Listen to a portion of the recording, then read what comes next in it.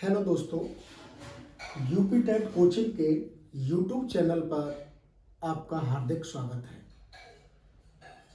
मैं जितेश शर्मा आप लोगों का तहे दिल से स्वागत अभिनंदन करता हूं। आज मैं अधिगम सिद्धांत के दूसरे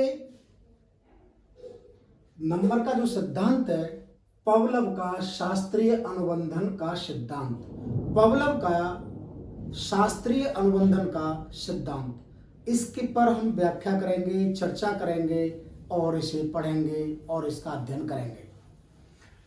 पवलव का शास्त्रीय अनुबंधन का जो सिद्धांत है, इसमें जो शास्त्रीय अनुबंधन है वो इनके अधिगम सिद्धांत का नाम है, इनके अधिगम सिद्धांत का नाम है। इस कंडीशन में हमें जो चीजें देखनी है, सबसे पहले जो आईपी पवलव हैं, इनका पूरा नाम है यान पी पवलव, यान पी पवलव, यान पी पवलव्स।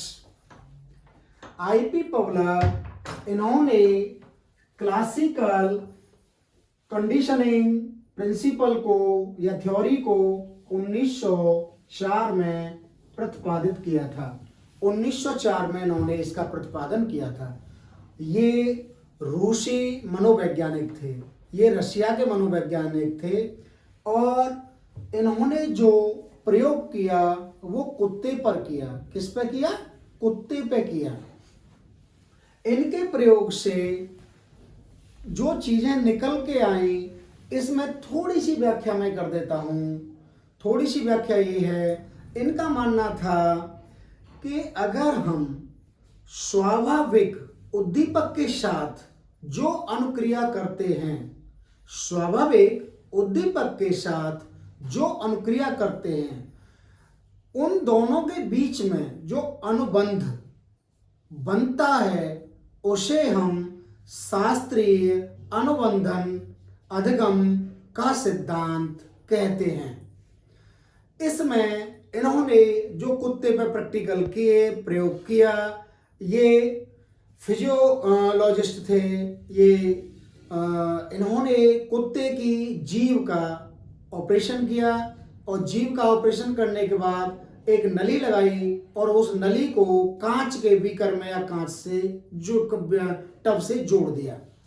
इनके प्रैक्टिकल में, प्रयोग में 3 चरण थे। 3 चरणों में पहला चरण ये था कि कुत्ते को इन्होंने स्वाभाविक उद्दीपक दिया। स्वाभाविक उद्दीपक का मतलब है भोजन दिया, जो कि स्वाभाविक था। अब स्वाभाविक उद्दीपक उन्होंने भोजन दिया। भोजन को देखकर कुत्ते के मुंह से लार टपकी या लार टपकना, यह स्वाभाविक अनुक्रिया हुई। यह स्वाभाविक अनुक्रिया हुई। इन दोनों के बीच में जब इन्होंने देखा कि स्वाभाविक उद्दीपक और कुत्ते को लार टपकाना या लार का गिरना बीकर में, ये स्वाभाविक सहज अनुक्रिया है, सहज अनुक्रिया है। अब इन्होंने जब सेकंड स्टेप लिया, सेकंड स्टेप में इन्होंने क्या किया कि स्वाभाविक उद्दीपक भोजन है, भोजन दिया, लेकिन भोजन देने से पहले इन्होंने एक काम जोड़ दिया, एक कृत्रिम उद्दीपक भी दिया। कृत्रिम उद्दीपक का सेंस था, इन्होंने घंटी बजा के खाना दिया। अब इन्होंने इस प्रयोग को कई बार किया। वो खाना देने से पहले घंटी बजाते थे, घंटी बजाने के बाद फिर खाना देते थे, और जब खाना देते थे तो कुत्ते के मुंह से स्वाभाविक लार टपकती थी। अब ये प्रैक्टिकल इन्होंने कई बार किया, ये बार बार इन्होंने दोहराया और इन्होंने देखा कि घंटी बजाई और खाना दिया, स्वाभाविक तौर पर कुत्ते के मुंह से लार टपकी। अब इन्होंने जब इसे देखा तो इन्होंने जो घंटी थी वो कृत्रिम उद्दीपक था और जो भोजन था वो स्वाभाविक था। कहने का सेंस हुआ, कृत्रिम उद्दीपक अनुक्रिया के साथ अनुबंधित था, लेकिन यहां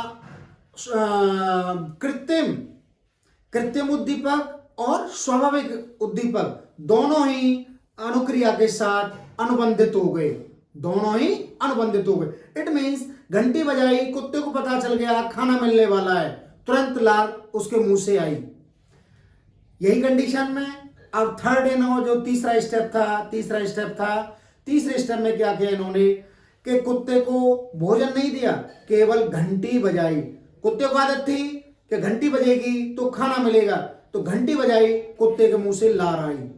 अब आप देख, जो कृत्रिम उद्दीपक था, जो बनावटी उद्दीपक था, जो अस्वाभाविक उद्दीपक था, जब उसे एक आदत बन गई, व्यवहार में आ गया कि घंटी बजेगी तो खाना मिलेगा, इट मीन्स उसकी आदत बन गई, व्यवहार में आ गई। इसीलिए इसे व्यवहार का सिद्धांत भी कहते हैं, जब आदत बन गई, तो जब तीसरे स्टेप में पवलव साहब ने घंटी बजाई और खाना नहीं दिया, कुत्ते के मुंह से लार आई। इट मीन्स उन्होंने देखा कि कृत्रिम उद्दीपक के द्वारा भी वही स्वाभाविक प्रक्रिया हुई, वही स्वाभाविक अनुक्रिया हुई जो कि प्राकृतिक या सरल या सहज उद्दीपक के द्वारा प्राप्त हो रही थी। अब ये किससे पता चला? जो उन्होंने ऑपरेशन करके जो नली लगाई और नली को कांच के बीकर में जोड़ दिया, तो जो लार का टपकना था, किसके द्वारा ये चीजें हुई? ये रीडिंग किससे निकली? लार के टपकने से। लार का टपकना क्या था?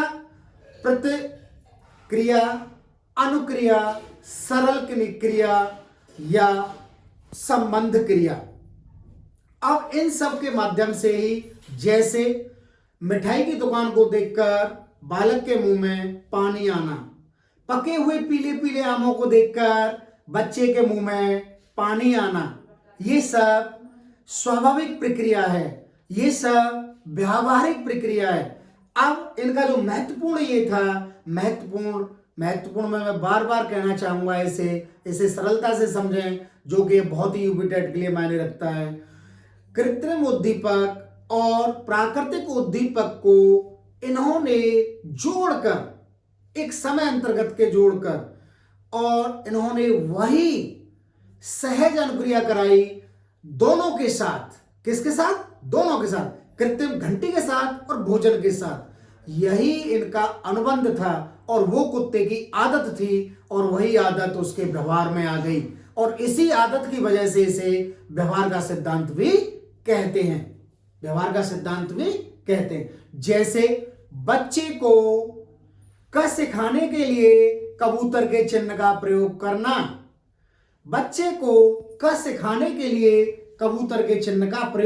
करना, ये उनका व्यवहार था, यही उनके व्यवहार में से था जो है। अब इसके लिए हम जो चीजें देख रहे हैं, इसी शास्त्रीय अनुबंधन सिद्धांत को, जो क्लासिकल कंडीशनिंग है, जो अनुकूलित क्रिया है, जो जीव, बालक या पशु उसको एडॉप्ट करता है या अनुकूल करता है और उसे व्यवहार में लाता है या अपनी आदत बना लेता है, इसी को शास्त्रीय अनुबंधन का सिद्धांत कहते हैं। पवलव का शास्त्रीय अनुबंधन का सिद्धांत कहते हैं।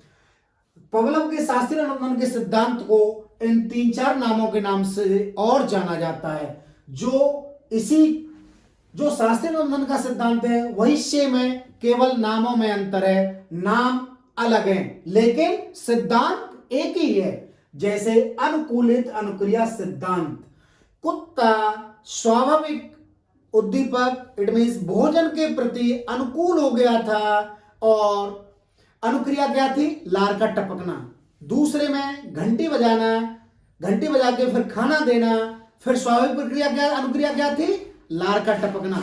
इट मींस वो इस सहज उद्दीपक या कृत्रिम उद्दीपक या प्राकृतिक उद्दीपक के अनुकूलित हो गया था, इसलिए इसे अनुकूलित अनुक्रिया सिद्धांत कहते हैं। अनुबंध अनुक्रिया सिद्धांत, इसमें क्या है कि उत्तेजना अनुक्रिया से संबंध है और अनुक्रिया उत्तेजना से संबंध है, दोनों में। इट मींस अनुक्रिया उत्तेजना बन जाए और उत्तेजना अनुक्रिया बन जाए, इसी को हम अनुबंध अनुक्रिया सिद्धांत कहते हैं। संबंध अनुक्रिया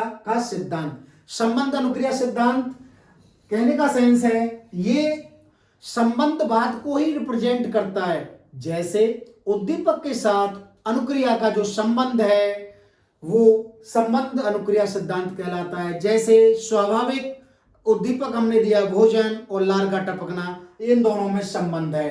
कृत्रिम उद्दीपक के साथ हमने घंटी बजा के खाना दिया, ये उसके संबंध अनुक्रिया का सिद्धांत है।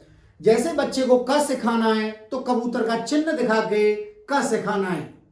अब इसमें हम एक दो सुझाव और देना चाहेंगे। जैसे अगर हम कृत्रिम उद्दीपक और प्राकृतिक उद्दीपक दे रहे हैं तो उसमें बहुत बड़ा समय अंतराल नहीं होना चाहिए, उसमें बहुत बड़ा समय अंतराल नहीं होना चाहिए।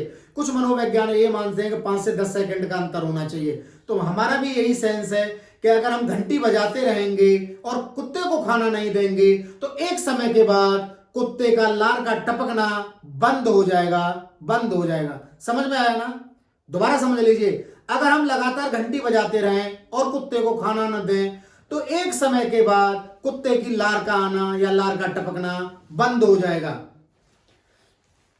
इस तरह से ये प्रैक्टिकल, ये प्रयोग पवलव का शास्त्रीय अनुबंधन का सिद्धांत बहुत ही महत्वपूर्ण है अधिगम सिद्धांतों में। इसके नाम पर कभी कभी डायरेक्ट नाम यूपी टेट की परीक्षा में पूछ लिए जाते हैं और सीधे सीधे प्रश्न बन जाते हैं इससे जो है। और यान पवलव, आईपी पवलव साहब को इसी प्रैक्टिकल या इसी प्रयोग के लिए नोबेल पुरस्कार भी मिला है। ये रूसी मनोवैज्ञानिक हैं, ये शरीर विज्ञानी हैं और इन्हें नोबेल पुरस्कार भी मिला हुआ है। थैंक यू दोस्तों। यूपी टेट चैनल को सब्सक्राइब करें, लाइक करें और नेक्स्ट वीडियो देखते रहें और यूपी टेट की तैयारी जितेंद्र शर्मा के साथ करते रहें।